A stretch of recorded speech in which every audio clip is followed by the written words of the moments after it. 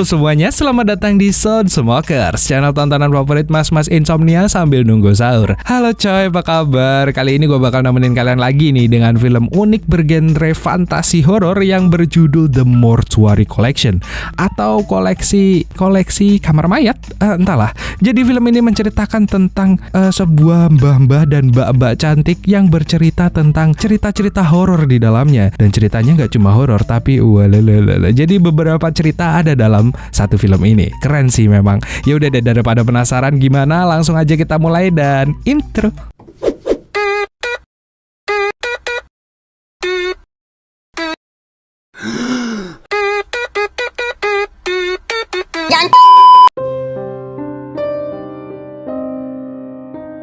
Film diawali dengan sebuah bocil tukang koran yang mengendarai sepedanya dan memasuki kota misterius bernama Raven Ends. Di akhir rutenya, dia melihat banyak koran berserakan di luar rumah yang menyeramkan. Jadi dia memutuskan untuk membunyikan bel pintu rumah tersebut.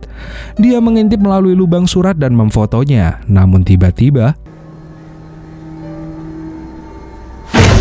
dia pun terkejut melihat seorang pria tua menatapnya. Bocah itu panik mengambil kameranya karena talinya tersangkut. Pria itu adalah petugas pemakaman kota yang bernama Montgomery Dark, dan dia pun membuka pintu dan menyapa bocil itu. Karena takut, bocah itu pun melarikan diri. Namun Montgomery Dark memanggilnya kembali untuk mengambil kameranya. Tetapi bocah itu terlalu takut untuk mengambilnya dan akhirnya si bocil pun kabur. Scene berpindah saat Montgomery, atau gini deh, kita sebut saja Mbah Slamet biar gampang, sedang menyampaikan pidato selama pemakaman seorang anak laki-laki. Setelah pemakaman, dia melihat seorang wanita muda mencoba membuka peti mati anak laki-laki itu, dan dia pun menghentikannya, percaya bahwa dia mungkin tidak akan menyukai apa yang dia lihat. Wanita itu memperkenalkan dirinya sebagai Sam. Dia memberitahu Mbah Slamet bahwa dia ada di sana untuk melamar pekerjaan sebagai pengurus kamar mayat. Saat Sam melihat koleksi bukunya yang banyak, Mbah Slamet menjelaskan bahwa buku itu berisi cerita-cerita dari kliennya. Sam memintanya untuk menceritakan sebuah kisah. Jadi Mbah Slamet menceritakan sebuah kisah yang berlatar di tahun 1950-an. Selama pesta, seorang cewek bernama Emma pergi ke kamar mandi untuk mengambil uang dari dompet yang telah dia curi dari beberapa pria. Setelah membuang dompet itu, dia melihat sebuah jam saku dan menyembunyikannya di dalam bumper depannya. Saat Emma mencoba untuk pergi, dia mendengar bunyi gedebuk dari lemari obat. Dan karena penasaran, dia mencoba membukanya dengan kikir kuku. Akhirnya dia dapat membuka lemari obat itu, tetapi tidak sengaja melukai tangannya. Saat dia sedang membersihkan lukanya, tiba-tiba namun ketika Emma mencoba membuka lemari itu lagi, dia terkejut menemukan monster tentakel di dalamnya. Jadi dia buru-buru menutupnya. Emma pun berteriak minta tolong sembari mencoba menahan pintu itu, tetapi tidak ada yang mendengarnya. Dan saat monster itu berhenti bergerak, dia mencoba meninggalkan ruangan dengan tenang, tetapi arloji sakunya malah terjatuh. Emma pun lari, namun pintu itu terbuka dan tentakelnya pun menangkapnya. Dan tulang Emma pun patah saat monster itu menariknya ke dalam lemari. Wah. Kembali ke Sam dan Mbah Slamet, di mana Sam bilang bahwa cerita Mbah Slamet boleh juga, tetapi dia memberi saran bahwa akan lebih baik jika ada twist di ceritanya. Hendak dong, Mbak. Mbah Slamet pun bilang bahwa dia memiliki lebih banyak cerita, lalu meminta Sam menandatangani dokumen untuk meresmikan pekerjaannya di kamar mayat. Mbah Slamet pun membawa Sam ke sebuah ruangan, di mana dia dapat melihat beberapa foto petugas pemakaman lain yang bertugas di rumah itu. Saat mereka sampai di ruang pidato, Sam bertanya kepada Mbah Slamet tentang cerita mendiang anak laki-laki itu. Tetapi Mbah Slamet bilang bahwa beberapa cerita terlalu meresahkan untuk diceritakan kembali. Sam memintanya untuk menceritakan kisah lain. Jadi dia menceritakan sebuah kisah yang dibuat di sebuah universitas pada tahun 1960-an. Seorang anak laki-laki tampan bernama Jake mendirikan stand di kampus untuk mengadvokasi pemberdayaan perempuan. Dia berpendapat bahwa patriarki sudah gagal dan wanita sekarang dapat tidur dengan siapapun yang mereka inginkan selama mereka memakai pengaman atau balon dosa. Setelah membagikan balon dosa, Jack mendatangi temannya, Todd dan Connor, bahwa mereka harus membantu wanita yang mudah terpengaruh dan rentan untuk adu mekanik dengan laki-laki di pestanya nanti. Saat Connor melihat seorang wanita yang menarik dan berpenampilan pemalu berjalan ke kelasnya, Connor langsung menawarinya balon dosa. Namun Jack menyela mereka dan memberitahu Connor untuk mendistribusikan balon dosa itu ke orang lain aja. Dan wanita itu bernama Sandra. Dia memperhatikan bahwa Jack tidak terlihat seperti mahasiswa baru. Jadi Jack menyindir bahwa dia hanya muncul di area itu agar dia bisa adu mekanik. Jack terkejut ketika Sandra mengaku bahwa dia ada di sana untuk tujuan yang sama. Jadi Jack menekankan bahwa dia hanya bercanda. Sebelum kembali ke standnya, Jack mengundang Sandra ke pesta persaudaraannya dan Sandra bilang bahwa dia mungkin akan hadir. Saat Sandra berjalan ke kelasnya, dia melewati papan iklan yang penuh dengan foto siswa laki-laki yang telah hilang. Saat Jack melihat Sandra tiba di pesta, Jack langsung membawanya ke kamarnya. Saat mereka mulai pemanasan, Sandra memperingatkannya bahwa dia bisa saja menjadi pembunuh berantai. Tanpa mempedulikan hal itu, Sandra langsung mendorong Jack ke tempat tidur dan mulai memakai mode perang. Sandra pun menyembunyikan sesuatu di roknya sebelum mendekat ke arah Jack. Sandra pun duduk di atas Jack dan dia memberitahu Jack bahwa dia memiliki sesuatu untuknya. Saat Sandra menunjukkan apa yang dia sembunyikannya, Jack jadi kecewa. Setelah tahu itu ternyata adalah balon dosa, Jack enggan memakainya dan Jack meminta Sandra untuk berbalik aja saat perang antara dua kubu mereka. Saat Sandra tidak melihat, Jack diam-diam melempar balon itu dan mereka pun terus berperang sampai fajar tiba. Saat Jack bangun di pagi hari, Sandra udah pergi. Dia menemukan bahwa Sandra menulis nomor teleponnya di cermin. Jadi Jack menghapusnya, tetapi sebagian nomor masih terlihat. Namun Jack tiba-tiba merasakan ada yang bergejolak di perutnya. Jadi dia pergi ke kamar mandi dan muntah. Connor pun segera datang dan ternyata perut Jack mulai terlihat aneh. Jadi dia menyarankan Jack untuk pergi ke dokter. Di klinik, Dr. Subandi meresapkan penisilin untuk ruam di perutnya, tetapi dia melihat ada sesuatu yang aneh dalam arsip Jack. Jadi dia memintanya untuk tetap menjalani pemeriksaan lebih lanjut. Saat Dr. Subandi menggunakan teleskopnya, tiba-tiba Dr. Subandi meminta Jack untuk menunggunya dan dia pun meninggalkan ruangan. Saat Jack melihat arsipnya, dia terkejut mengetahui bahwa dia telah hamil. Wah, anjir. Kembali ke asramanya, Jack meminum pil untuk menggagalkan kehamilan, tetapi dia hanya muntah setelah beberapa menit. Jack pun memutuskan untuk menelpon Sandra saat dia melihat perutnya membesar. Namun dia menekan tombol yang salah beberapa kali karena dia menghapus angka terakhir sebelumnya. Saat Jack akhirnya bisa menelpon Sandra, Sandra memintanya untuk menemuinya di rumahnya aja. Dan saat ia mencoba untuk meninggalkan rumah persaudaraannya, teman-teman persaudaraannya menghentikannya untuk merayakan suksesnya adu mekanik Jack ke-67. Persaudaraan itu menganggap angka 67 suci karena mewakili 67 pendiri mereka. Persaudaraan macam apa ini, anjir? Di mana ya daftarnya? Ketika mereka membawanya di kursi untuk menggantungkan namanya di atas perapian, air ketuban Jack tiba-tiba pecah dan menyemprotkan ke teman-temannya. Dan setelah itu Jack pun segera pergi ke rumah Sandra. Setibanya di sana, ayah Sandra yang bernama Rob mengerang frustasi saat melihat perut Jack. Istrinya Margaret segera menelpon Sandra dan bersiap untuk melahirkan bayinya. Saat Sandra masuk ke kamar, Jack mencaci maki Sandra atas kehamilannya. Sandra bagaimanapun menunjukkan bahwa dia seharusnya memakai pelindung. Jack pun meminta maaf dan mengaku bahwa dia tidak bisa menghabiskan waktu bersamanya bertahun-tahun yang lalu karena dia dulu terlihat gemuk. Jack bilang bahwa dia berusaha keras mengubah penampilannya, tetapi kepribadiannya semakin buruk seiring dengan peningkatan penampilan fisiknya. Sandra pun menatapnya dengan kasihan, tetapi dia pergi dan memanggil pria lain untuk mengatur kencan yang lain. Saat si janin bergerak di dalam perut Jack, dia bertanya kepada Rob bagaimana seharusnya bayi itu keluar. Dan Margaret menjelaskan bahwa bayi itu akan keluar dengan cara yang sama seperti saat ia masuk. Jack pun menjerit kesakitan saat bayi itu memaksa keluar dari dalam tubuhnya. Darah Jack pun menyembur kemana-mana setelah rudalnya meledak dan merobek perutnya. Margaret segera menarik bayi itu keluar dan membawanya ke kamar bayi. Dengan hati-hati dia berjalan keluar dari ruangan itu, tetapi nggak sengaja menginjak mainan yang berbunyi. Dan yang mengejutkan, ruangan dipenuhi tangisan saat semua bayi di dalam bangun. Salah satu dari mereka bahkan menunjukkan cakarnya saat Margaret berlari keluar ruangan. Kembali ke Sam dan Mbah Slamet. Sam pun terkesan dengan kisah itu karena memiliki semua elemen cerita yang bagus. Mbah Slamet kemudian membawa Sam ke ruangan pembalseman dan menunjukkan padanya mayat seorang wanita muda. Sam menyatakan bahwa wanita itu tampak sempurna, tetapi Mbah Slamet menunjukkan bahwa langit-langit atasnya mengandung sedikit magnesium yang umum untuk pasien dalam keadaan katatonik. Katatonik itu adalah sebuah penyakit sindrom mental. Sisanya bisa browsing sendiri ya. Mbah Slamet pun lanjut menceritakan kisah tentang Carol Peters dan Wendell Owens. Cerita dimulai selama upacara pernikahan. Wendell tampak bahagia saat dia memasangkan cincin di jari Carol.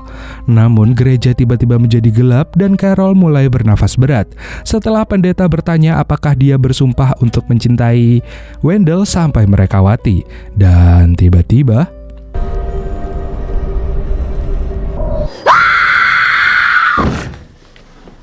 ternyata itu hanya mimpi buruk Wendell. Wendell mendengar Carol batuk-batuk, jadi dia pergi ke kamarnya untuk memeriksanya. Wendell pun putus asa, tidak dapat melakukan apapun untuk istrinya yang mengidap katatonik.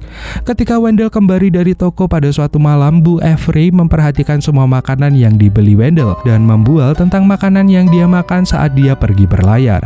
Saat mereka menunggu lift, Avery bilang bahwa dia tidak bisa pergi kemanapun saat suaminya masih hidup. Tapi dia sekarang bisa pergi kemanapun dia mau setelah kematian suaminya. Saat lift tiba, Avery masuk ke dalam, tetapi Wendell memutuskan untuk naik tangga aja. Di rumah, Wendell menyiapkan makanan untuk Carol dengan mengatur sayuran, ikan, dan daging secara apik di atas piring. Kemudian dia memasukkannya ke dalam blender untuk membuatnya lebih mudah dicerna. Saat Dr. Subandi memeriksa Carol, dia bilang bahwa dia tampak stabil.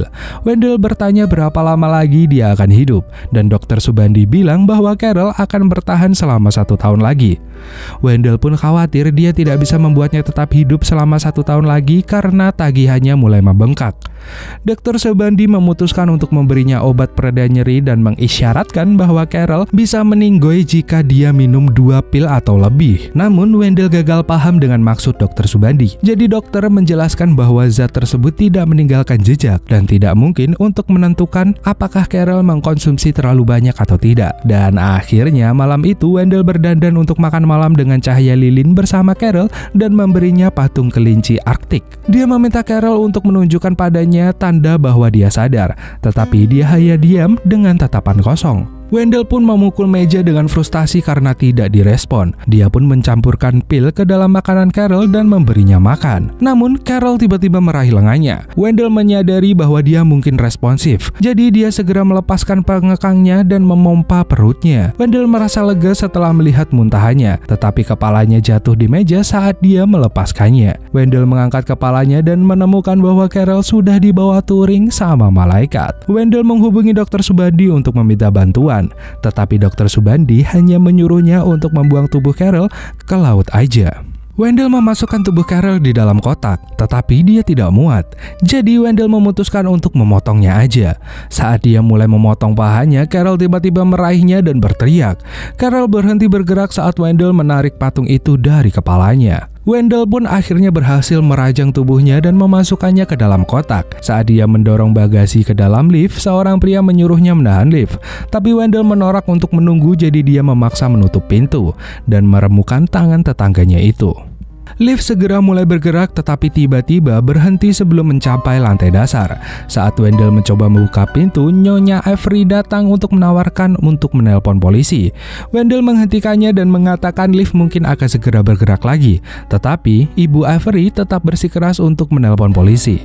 Saat pintu lift tiba-tiba menutup, dia melihat darah Carol keluar dari kotak. Wendell mencoba melarikan diri melalui palka, tetapi dia kepleset. Wendell pun melempar cincin kawinnya dengan frustasi, dan si kotak tiba-tiba terbuka sendiri. Penasaran, Wendell pun mencoba membukanya, tetapi lift malah mulai turun. Lift terus turun bahkan setelah mencapai lantai dasar dengan cepat. Saat dia melihat keluar jendela, dia melihat bayangan tentang dirinya dan Carol hidup bahagia bersama. Namun mayat Carol yang membusuk tiba-tiba muncul dari kotak dan memasangkan cincin kawinnya kepada Wendell, lalu menyeruduk bibir Wendell.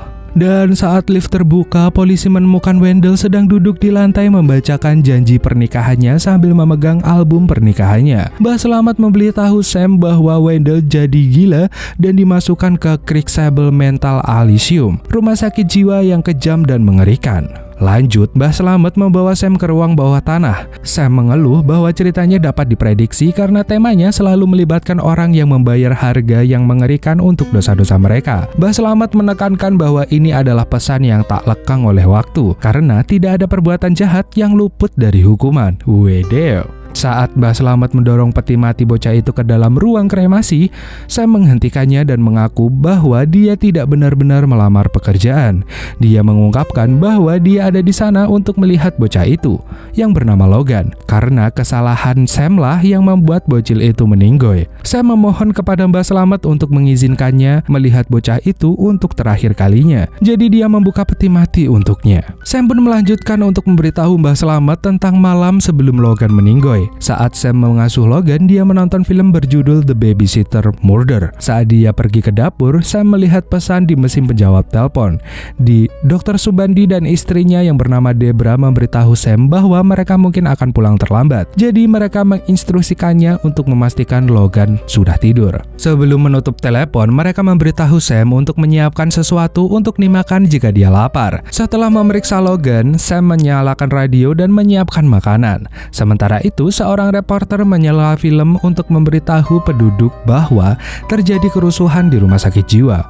Polisi pun menyarankan warga untuk mengunci pintu mereka karena beberapa narapidana mungkin telah melarikan diri. Saat Sam membuang sampah, dia nggak sadar bahwa ada jendela yang pecah di dekat pintu. Ketika dia kembali ke dalam, dia melihat seorang pria dengan luka di kepala di ruang tamu. Jadi dia pergi ke dapur untuk mengambil senjata. Dia mendapatkan sebuah pisau, tetapi dia menjatuhkannya lagi saat pria itu muncul di belakangnya. Pria itu nampak bingung, jadi Sam mencoba membantunya dengan membersihkan lukanya. Dan pria itu menjadi gelisah ketika telepon mulai berdering. Saat mesin menjawab panggilan, Debra menyuruh Sam untuk mengunci pintu karena psikopat yang dikenal suka memutilasi anak-anak telah melarikan diri dari rumah sakit. Saat Sam melihat matanya tertarik ke mainan Logan, Sam langsung memasukkan tangan pria itu ke penggiling daging. Sam mencoba memukulnya dengan penumbuk daging, tetapi pria itu menjatuhkannya dengan tendangan Tsubasa. Dia perlahan menarik tangannya yang hancur dari penggiling itu sebelum Sam bangkit. Sam mencoba menikamnya tetapi dia menahannya dengan telenan. Sam terus menyerang pria itu sambil berteriak melalui telepon dengan Debra yang masih ada di telepon. Sam pun menggigit telinganya tetapi si pria berhasil membanting Sam ke lantai. Pria itu pergi ke kamar Logan tapi anak itu tidak ada di sana. Dan Sam pun bergegas ke kamar anak laki-laki itu ketika dia mendengar pria itu berteriak. Sam menyerang pria itu dengan tongkat dan pria itu melemparkan buku ke arahnya. Pria itu berhasil membanting Sam ke lantai lagi dan meninjunya beberapa kali sebelum mencari Logan. Tak lama kemudian Dr. Subandi tiba tetapi mereka tidak bisa masuk karena pintunya terkunci. Pria itu mencekik Sam tetapi Sam bilang padanya bahwa dia bukan pembunuh, jadi jangan bunuh aku. Namun pria itu bangkit dan memberitahu Sam bahwa ini semua sudah berakhir. Tetapi Sam berhasil mendorongnya sampai jatuh dari tangga. Pria itu pun langsung sadar kembali, namun Sam menjatuhkan televisi ke atas kepalanya. Dan saat keluarga Subandi berhasil masuk rumah, mereka mengenali pria yang sudah meninggal itu sebenarnya adalah seorang babysitter. Dan berita di TV mengungkapkan bahwa narapidana yang kabur adalah seorang wanita bernama Charlotte Gibbons atau Sam sendiri. Dia dikenal sebagai peri gigi Bogey Bay yang suka mengambil gigi bocil korban mutilasinya. Wanjir. Debra panik setelah gagal menemukan Logan. Saat mereka melihat ke dalam oven, mereka berteriak ketakutan karena menemukan sisa-sisa dari Logan ada di dalam oven. Kita kembali ke Mbah Selamat. Mbah Selamat dengan tenang bertanya kepada Charlotte mengapa dia datang ke kamar mayat ini. Charlotte bilang dia ingin mengambil gigi dari sisa-sisa Logan dan mengatakan kepadanya bahwa dia membutuhkannya untuk koleksi. Charlotte lalu menikam Mbah Selamat untuk mencegahnya menceritakan kisahnya ke orang lain. Namun Mbah Selamat malah tertawa sembari cairan aneh keluar dari lukanya. Dia memberitahu Charlotte bahwa pekerjaannya sudah selesai, tetapi Charlotte tetap melarikan diri. Charlotte akhirnya mencapai pintu, tapi anehnya dia kembali ke dalam rumah saat melewatinya. Dan akhirnya Charlotte tiba-tiba berada di perpustakaan saat dia mencoba melarikan diri dari Mbah Selamat. Dan tiba-tiba muncul Mbah Selamat, dan Mbah mengungkapkan mengatakan bahwa dia pernah seperti Charlotte. Dia berpikir bahwa dia dapat melarikan diri dari konsekuensi tindakannya sampai dia menemukan rumah ini. Saat Mbah Slamet menghentakkan tongkatnya ke lantai, beberapa buku jatuh dari raknya. Dia berkomentar bahwa Charlotte akan terkejut ketika mengetahui kebanyakan cerita di perpustakaan itu adalah cerita tentang Charlotte. Buku-buku itu segera terbuka dengan sendirinya, dan beberapa roh gelap anak-anak merangkak keluar dari buku itu. Salah satu roh menggigit Charlotte, yang membuat dia menjatuhkan koleksi giginya ke tanah. Dia pun berteriak kesakitan saat roh mulai menyerangnya, dan Charlotte pun COD dengan malaikat. Setelah itu, para roh mengambil giginya dari tanah dan memasangnya. Setelah menyatukan kembali tubuh Charlotte, Mbah Slamet meninggalkan rumah. Dia menarik napas lega setelah melangkah keluar, tetapi dia segera meledak menjadi debu. Charlotte pun hidup kembali di dalam rumah dan melihat wajahnya yang mengerikan di cermin. Sekarang dia menjadi petugas pemakaman baru. Terlihat Charlotte menceritakan sebuah kisah kepada sang tukang koran di awal film tadi. Saat si tukang koran ini mencoba pergi, Charlotte mencegahnya pergi dengan memberitahu bahwa dia akan membuat makan malam untuknya. Dan filmnya pun tamat. Anjir, ending yang bla gitu. Anjir lah, cerita dengan penuh plot twist dan sudahlah. Ini film fantasi tapi keren banget gitu. Banyak plot twist di dalam film ini. Satu yang gua bingung, kenapa Dr. Subandi ada di setiap ceritanya Mbah Slamet? Dan ternyata Sam atau Charlotte ini adalah psikopat yang asli. Aduh, gue bingung banget. Mungkin mereka berhubungan satu sama lain kali ya, entahlah. Dan sebenarnya film ini tuh mau menyampaikan pada kita bahwa apapun yang kita berbuat selalu akan ada balasannya. Apa yang kita tanam itu yang kita panen. Kalau banyak yang dipanen bisa dijual dan lumayan dapat cuan. Oke, yang mau undur-undur, see you next time dan dadah.